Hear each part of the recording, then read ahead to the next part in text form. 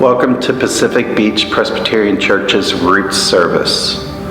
Tonight we have a very special service for you. Tonight is not a service of happiness, it's a service of lament.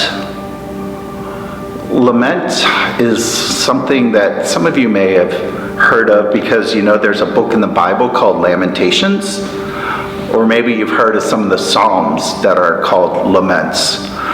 If you've been reading our daily Psalm reflections, you'll have seen quite a few of them over the past several months. This year has been a year that we can lament about quite a bit. Tonight specifically, we lament for our brothers and sisters who have been fighting or enduring injustice for centuries.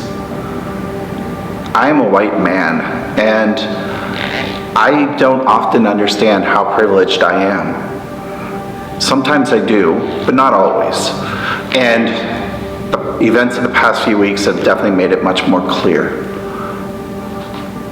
It saddens me that people don't have that same kind of privilege. We should all be privileged because we are people. We are made in God's image.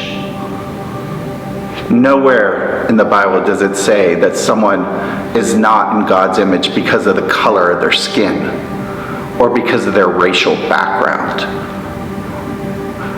God sees through that. And I'm sure God is in tears over what has happened to people like George Floyd, Breonna Taylor, Ahmaud Arbery, and many others. We are lucky that there were video for us to see some of these horrific events and got to the point where we couldn't stand it anymore. And our hearts are broken for our brothers. For me, it's literally for my brothers. I have two brothers that are half black. I have a grandniece who's half black. I have family that is black. I have friends that are black. And it just saddens me to know that they are not treated the same way in the world as I am. And that's wrong. And my heart breaks. And tonight's service is for us to share that grief that we feel, that sadness we feel to God. Our lament is to let God know how we feel and to speak up about the injustices and to call God to action and to listen for God's words to us for our actions. We cannot be silent any longer. This world needs our voice. Black lives do matter, and we love our brothers and sisters. And tonight, we share our sorrow, our emotions, and we call out to God. God bless you this service.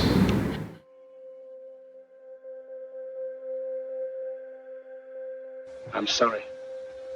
I don't want to be an emperor. That's not my business. I don't want to rule or conquer anyone. I should like to help everyone if possible. Jew, Gentile, black man, white. We all want to help one another. Human beings are like that. We want to live by each other's happiness, not by each other's misery. We don't want to hate and despise one another. In this world, there's room for everyone, and the good earth is rich and can provide for everyone. The way of life can be free and beautiful, but we have lost the way. Greed has poisoned men's souls, has barricaded the world with hate, has goose-stepped us into misery and bloodshed. We have developed speed, but we have shut ourselves in. Machinery that gives abundance has left us in want. Our knowledge has made us cynical, our cleverness hard and unkind. We think too much and feel too little. More than machinery, we need humanity. More than cleverness, we need kindness and gentleness.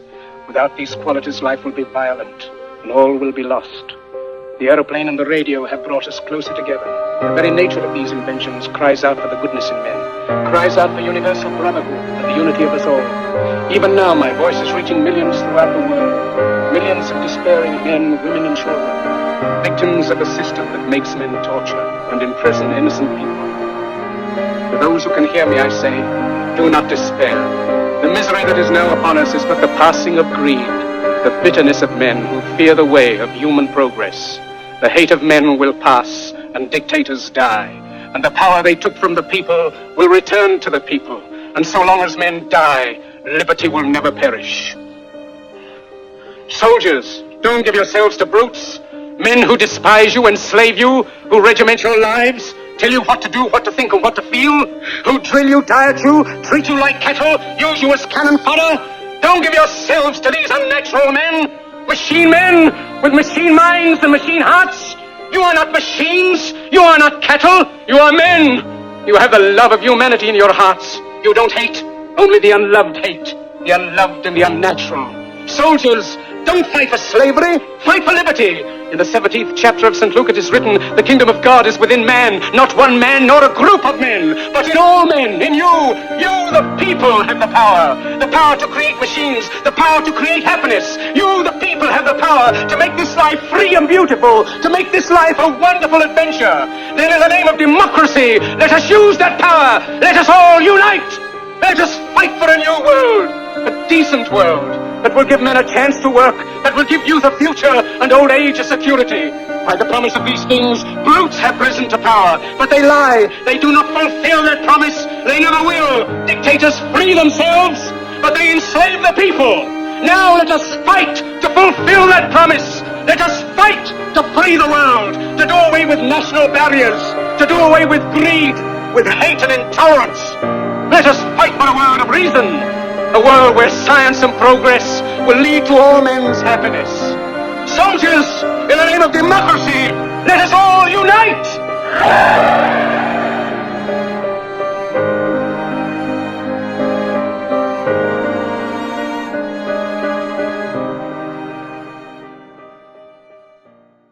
Good morning. My name is Keegan Sheldon, and I'm part of Roots, and I've been asked to kind of talk about justice, and in particular racial injustice, and that's a huge topic, and it's a topic that I am and still very much exploring and learning and actually unlearning, and I just have a very brief word to talk about, and it's to really encourage you, if you haven't, to really explore the truth and the reality that Jesus was not white.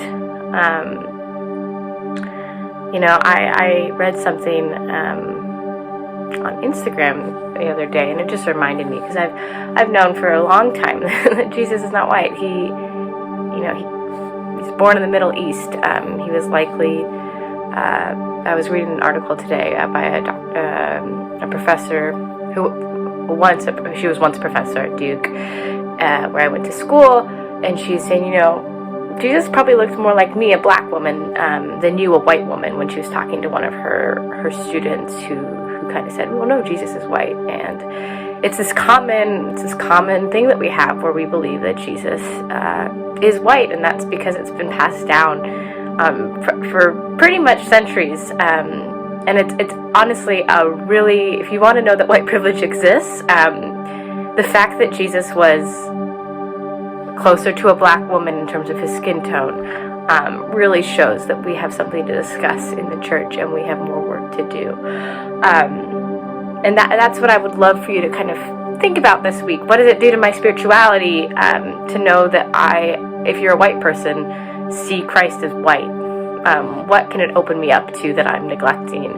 And to kind of help you along with that, I kind of wrote a very short kind of poem prayer where I was just trying to be honest with God about where I was at, and this is that. So it's written all over my notebook here. But yeah. So this is just something that I was thinking of that I share with you today.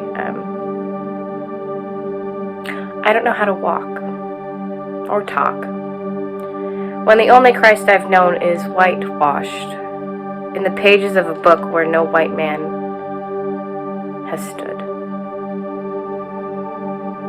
Have I conjured up a Christ who is like me, so I don't have to hear him say, I can't breathe, and see my neighbor, my classmate, my colleague.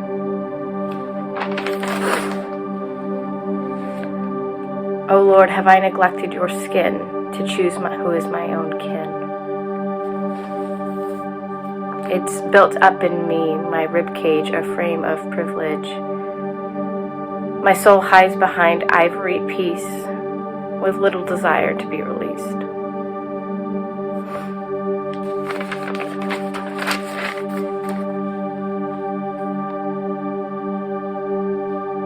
I have not paid attention to Christ.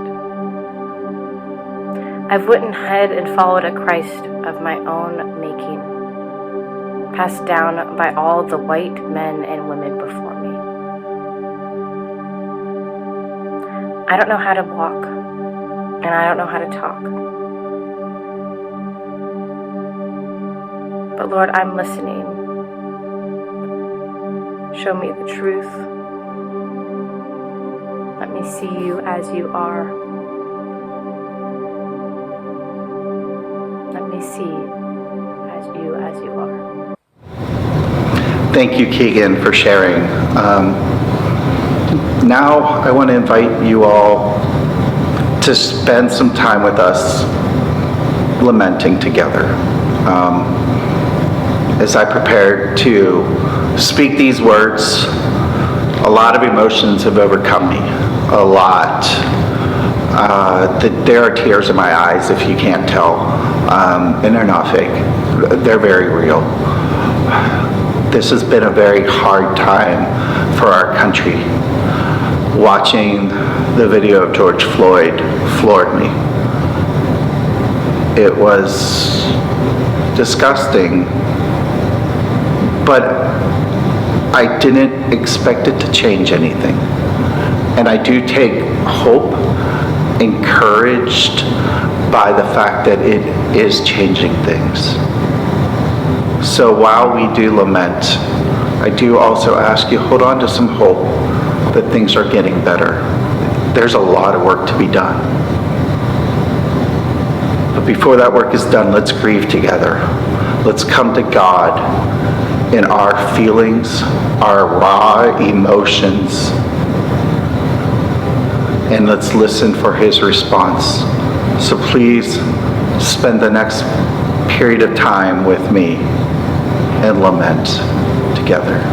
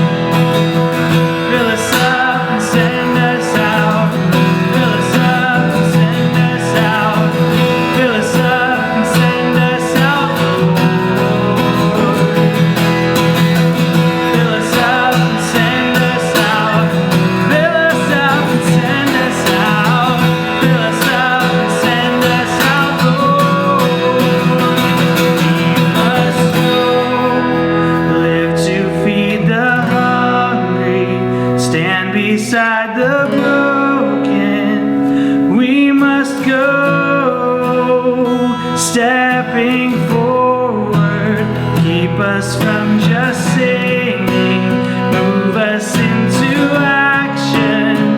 We must go.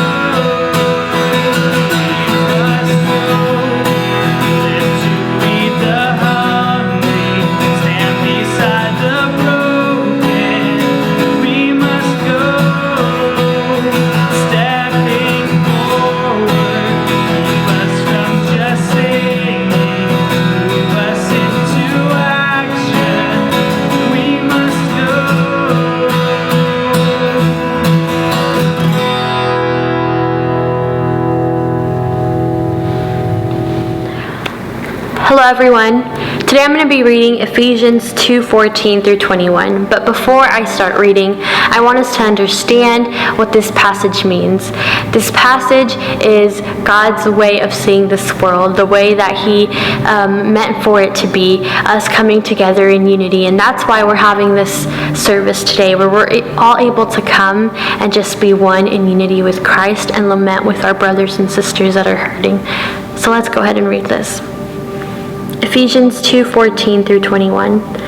For He Himself is our peace, who has made the two groups one, and has destroyed the barrier, the dividing wall of hostility, by setting aside in His flesh the law with its commands and regulations. His purpose was to create in Himself one new humanity out of the two, thus making peace, and in one body to reconcile both of them to God through the cross, by which He put to death their hostility. He came and preached peace to you who were far away, and peace to those who were near. For through Him we have both access to the Father by one Spirit. Consequently, you are no longer foreigners and strangers, but fellow citizens with God's people and also members of His household, built on the foundation of the apostles and prophets, with Christ Jesus Himself as a chief cornerstone. In Him, the whole building is joined together and rises to become a holy temple in the Lord.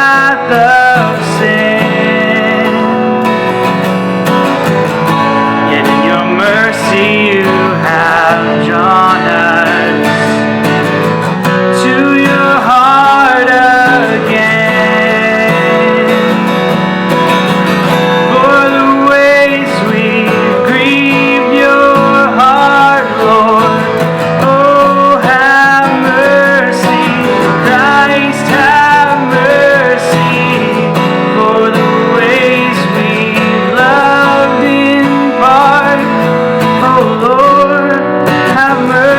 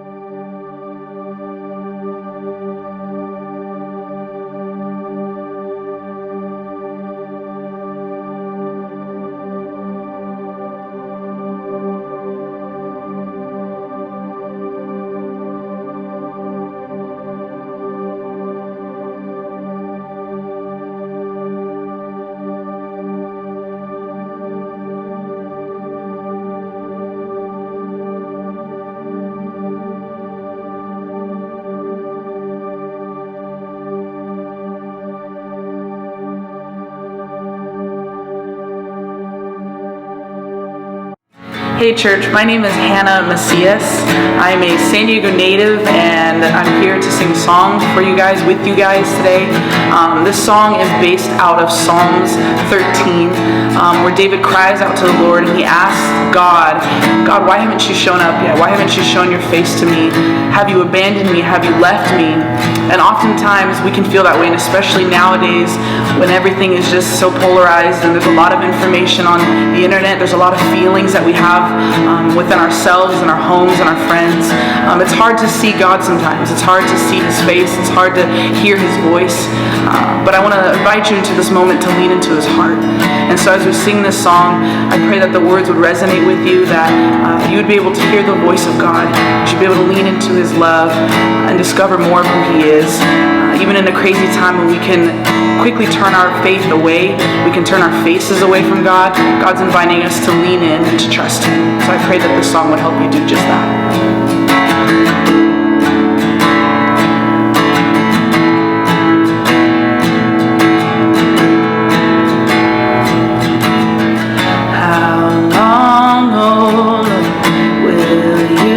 Forget me forever. How long will you hide your face from me?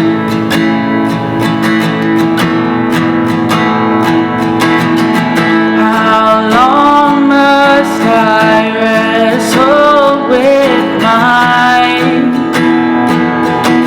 thoughts?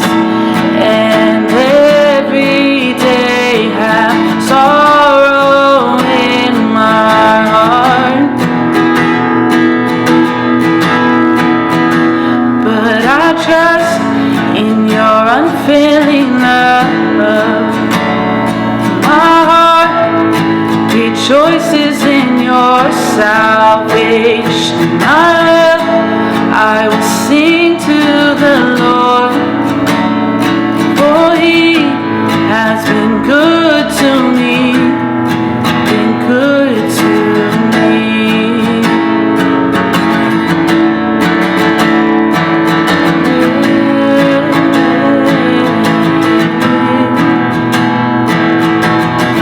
How long, oh Lord, will you forget me?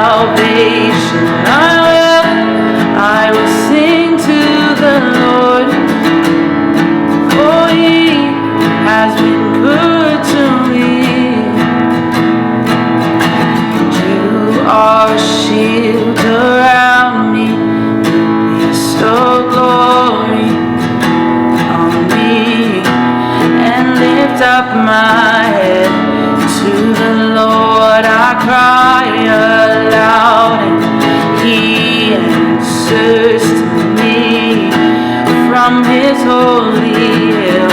You are a shield around me, you bestow glory on me, and lift up my head to the Lord, I cry aloud, and He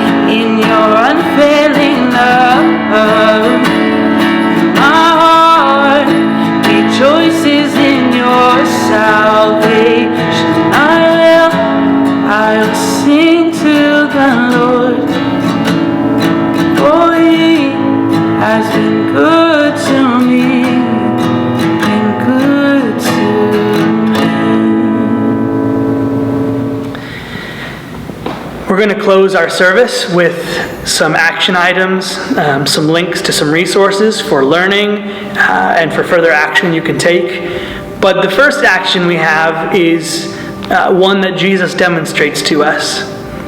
The shortest verse in the New Testament, and the shortest verse in many Bibles, depending on your translation, is John 11:35, and it's 2 words long. Jesus wept. And when I was younger, I always kind of just assumed that was just kind of weird, right? Like, oh, Jesus wept, it's weird that it's just a 2-word verse. It's kind of more trivia than anything meaningful. But the older I've gotten, the more I've thought about it, the more I realize that that's very intentional. It's very intentional to have that 2-word phrase, longer in other languages, but that very short phrase as a verse all on its own. Because it speaks to something really powerful, that the God of the universe not only understands grief, but experienced it and lived it. We have a God who weeps, who wept for his friend Lazarus, who weeps now. And so the first action item we have is to weep, to mourn, to look at the world and say, this is not right. So I ask you, have you wept for George Floyd, for Breonna Taylor, for the cavalcade of names that come at us every day, for the injustice we see in our world? Have you wept? Because Jesus weeps for them. He weeps for us. So now we're going to have 8 minutes and 46 seconds of silence and images. It's going to feel like a really long time because it is a really long time. And the temptation is going to be to skip past some of that empty space, some of that silence. But please don't. Please weep in those 8 minutes and 46 seconds. Please feel the grief.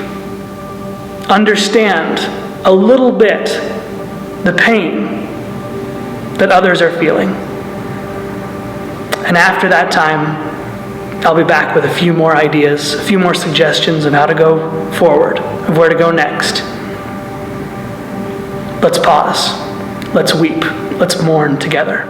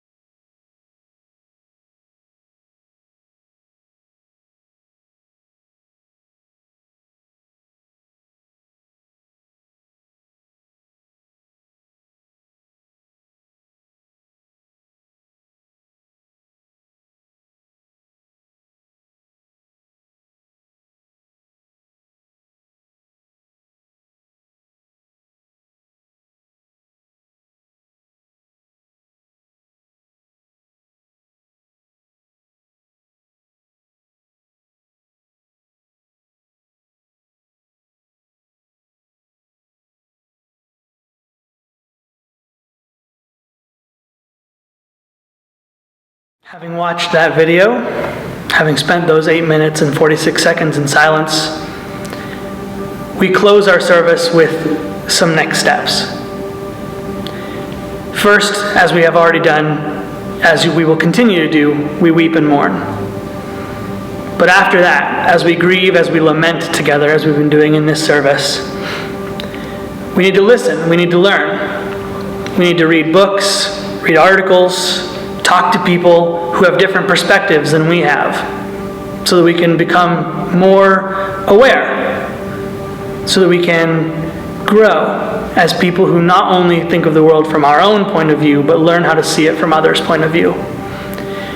After that, we can begin to take some action. And not just after that, but while we're doing that. These things are often concurrent. So if you feel comfortable, if you feel like you can be safe, join a protest. If that's not something you feel comfortable doing, or even if it is, you can donate. We'll have some links of great places to donate to. Donate your time, donate your money. Beyond that, keep working. Find places in your world to work for justice. There are so many different ways that can show itself. So many different places where you can make a difference. Take a look at your workplace. Take a look at our church. Take a look at your school or your other social gathering places and ask yourself, what hidden areas of injustice exist in this place? What are some of the places where we can do better, even if we're not intentionally being unjust or discriminatory? There are many times where systemic injustice isn't something that anybody is aware of. It just perpetuates itself. So we must be vigilant, we must watch, because we have a God of justice. We have a God who cares. And so we must learn to care. We must learn to work on behalf of those who cannot work for themselves, those who are working for themselves but need a voice. And so I invite you to action.